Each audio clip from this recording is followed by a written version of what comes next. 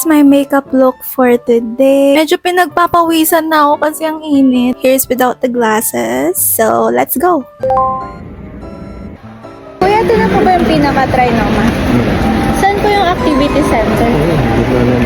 Yan na po yun. Okay, thank you po. Finally, so the photo booth na kanina ko pa hinahanap. At ang tagal pa nang nangyari kasi need pa nila ayusin yung Polaroid. Nag-order din ako ng Hojicha.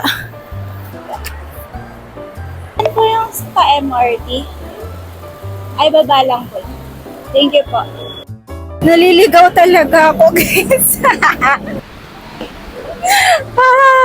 Sana di ako malate sa obsession. Siya po.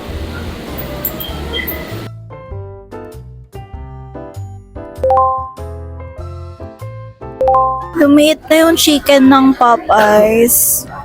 I like this one.